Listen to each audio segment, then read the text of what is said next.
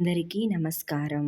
లక్ష్మీదేవి కటాక్షం ఇంటిపై నిలవాలంటే కేవలం ధనం ఉండటం మాత్రమే కాదు, ఆ ఇంట్లో శుభ్రత, శాంతి, భక్తి, ప్రేమ, సత్సంకల్పం కూడా ఉండాలి.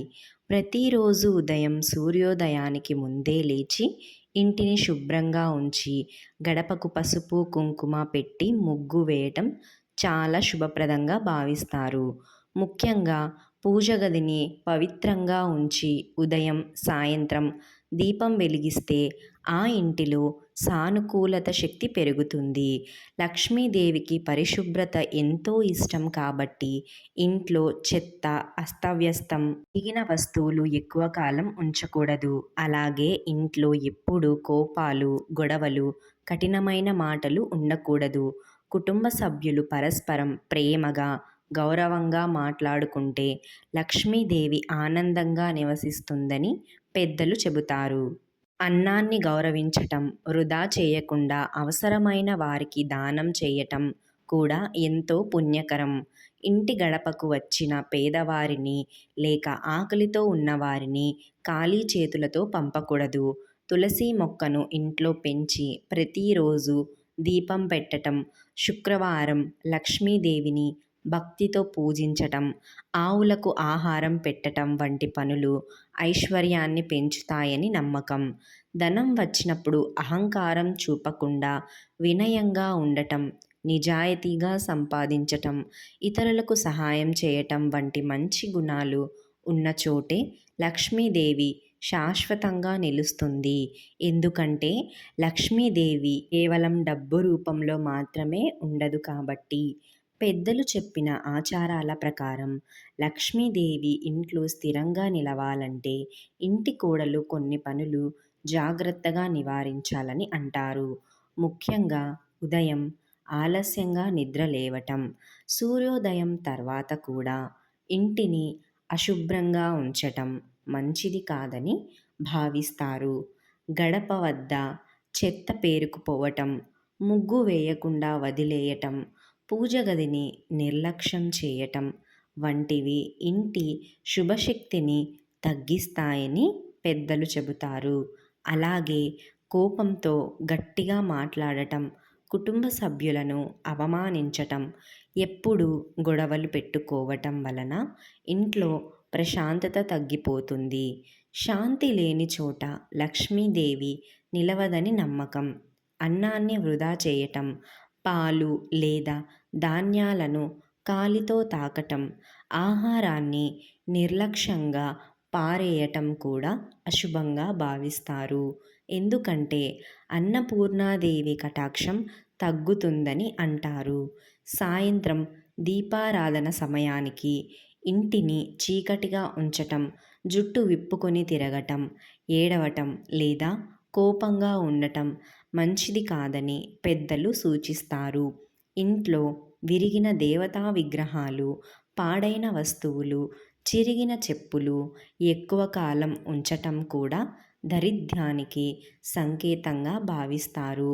ముఖ్యంగా అబద్ధాలు చెప్పటం, ఇతరులను ఈర్ష్యపడటం, దానం చేయకుండా కఠినంగా ప్రవర్తించటం వంటి అలవాట్లు ఇంటి ఐశ్వర్యాన్ని తగ్గిస్తాయని చెబుతారు. భర్తను, అత్తమామలను గౌరవించడం, ఇంటిని ప్రేమతో చూసుకోవటం, భక్తితో దీపం వెలిగించటం, తులసి మొక్కను పూజించటం వంటి మంచి అలవాట్లు ఉన్న చోట లక్ష్మీదేవి ఆనందంగా నిలుస్తుందని మన సాంప్రదాయం చెబుతుంది. లక్ష్మీదేవి ఇంటికి వచ్చే ముందు ప్రకృతి పంపే సంకేతాలేంటో తెలుసుకుందాం. ఒక చిన్న గ్రామంలో సీతమ్మ అనే మహిళ ఉండేది. ఆమె చాలా భక్తిపరురాలు. ప్రతిరోజు తెల్లవారగానే ఇంటిని శుభ్రం చేసి గడపకు పసుపు, కుంకుమ పెట్టి దీపం వెలిగించేది. అయినా కూడా వారి ఇంట్లో ఎన్నో ఆర్థిక ఇబ్బందులు ఉండేవి.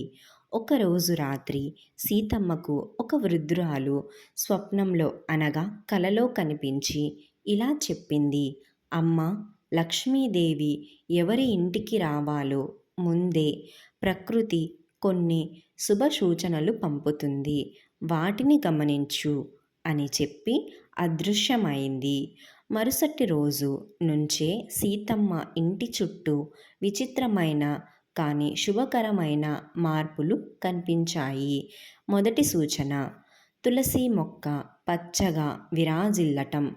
ఇంతకాలం వాడిపోయిన తులసి మొక్క ఒక్కసారిగా పచ్చగా మారి కొత్త కొమ్మలు విరిసింది.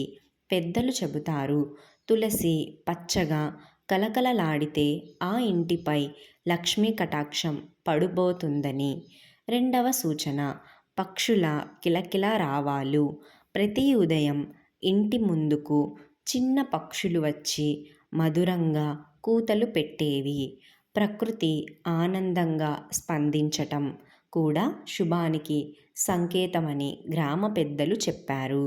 మూడవ సూచన, ఇంట్లో సానుకూల వాతావరణం.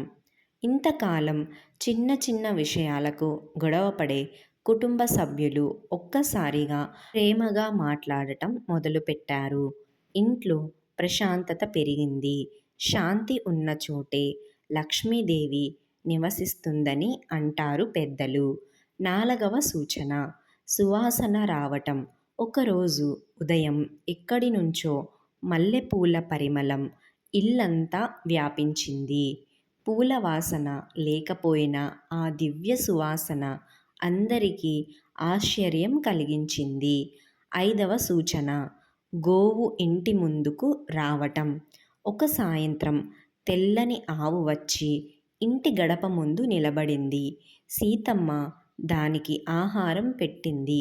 గోమాత ఆశీర్వాదం వచ్చిన ఇంటికి ఐశ్వర్యం చేకూరుతుందని పెద్దలు నమ్ముతారు. కొద్ది రోజులకే సీతమ్మ భర్తకు మంచి పని దొరికింది.